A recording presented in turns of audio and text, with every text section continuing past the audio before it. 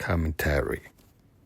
You know that feeling when you walk out of a meeting, everyone's on board, everyone agrees the goal is critical, but like 5 minutes later, it feels like you're in a fight over how to get there. Oh, constantly. It's this weird paradox. You think you're all rowing in the same direction, and then you realize half the boat is just rowing backward. Exactly. And we usually just call that office politics, or say someone's being difficult. Right.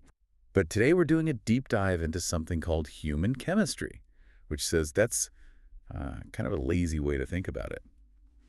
There's actually a logic to the chaos.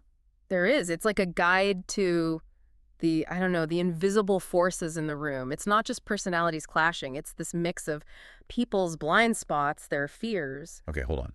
Invisible forces sounds a little abstract. When my colleague is just shooting down a perfectly good idea, are you really telling me there's a deep logic there?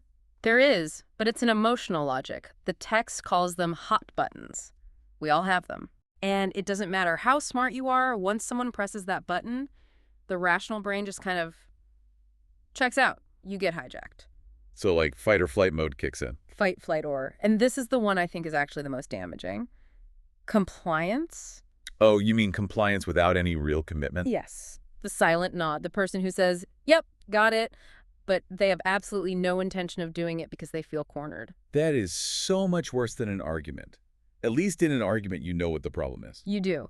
So the key is to stop this hijacking before it starts. You have to look past the behavior and find the context. Okay, so how do we do that? The source breaks it down into 3 layers of understanding. Think of them as a way to diffuse the situation before it blows up. All right, I'm ready. What's layer 1? Personality. This is all the internal stuff. Some people are just wired so that one tiny doubt can spiral into this huge mistrust. It's their default setting. Okay, fair enough. Yeah. We all have our quirks. But layer 2, this one feels like it's where most of the drama comes from. Public visibility. The spectacle, as the source puts it. The minute there's an audience, the game changes completely. People have to save face. Exactly. You corner someone in a team meeting, they might fight you to the end, not because your idea is bad, but because they can't look weak in front of everyone. Which explains why a one-on-one chat can solve something that a group email chain just makes worse. Right. But let's get to layer 3, because for me, this was the real eye-opener. Personal stakes. This is the big one. It's the unspoken question. What am I about to lose here? And we're not just talking about, like, a bonus. No, it's often much deeper. It's turf.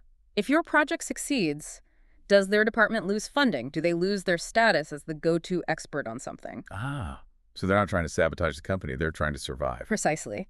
And when you see those 3 things together, their personality, their need to save face, and their fear of losing something, their irrational behavior, suddenly starts to look, well, pretty irrational. Okay, I see it. I see the layers. I understand my coworker is worried about losing headcount, but I still need to get this project moving. I can't just become their therapist. And that's the trap. The goal isn't to psychoanalyze. It's to replace that immediate judgment with a bit of curiosity, just long enough to find a different path forward. It reminds me of that Stephen Covey quote, something like, "We judge ourselves by our intentions and others by their behavior." That's the one. We always know that we mean well. We give ourselves that benefit of the doubt, but we rarely give it to the other person.